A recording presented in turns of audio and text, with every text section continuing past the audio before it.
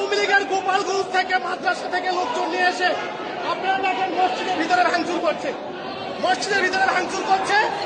রুহুল আমিন জোর করে নামাজ পড়াবে, নামাজ পড়া মুসল্লিদেরকে আক্রমণ করেছে, মুসল্লিদেরকে মসজিদের মধ্যে মেরেছে।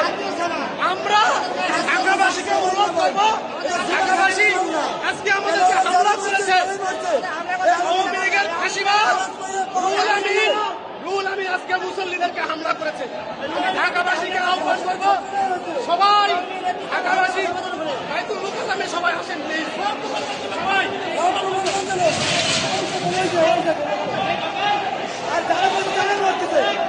এই দেখেন ইচ্ছা মতো মারতেছে, বিড়াচ্ছে, গেলাতে দুটোতে বিড়াচ্ছে।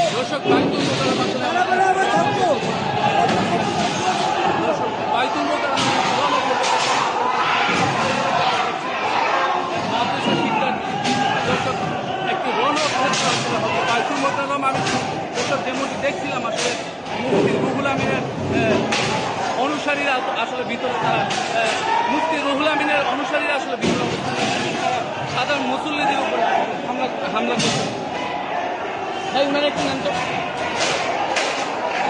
দর্শক বাইতুল মোকাররম আসলে একটি রণক্ষেত্রে পরিণত হয়েছে, এমনকি আসলে আমরা দেখছিলাম। দর্শক ভয়াবহ পরিস্থিতি বিরাজ করছে, এই যে একজন আহত হয়েছে সাধারণ মুসল্লি। দর্শক এমনটি আসলে আমরা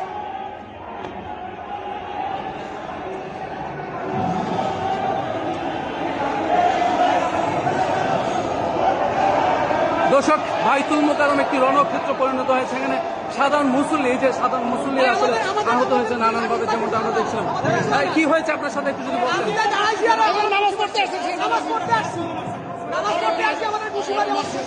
ওরা ভিতর থেকে কাজ ভাঙা মারতেছে। কারা মারতেছে ভিতরে, আসলে কারা অবস্থান নিচ্ছে? সাহেবের পক্ষ ছিল। লাভ হলো কি? ফায়দা কি হলো? কি ফায়দা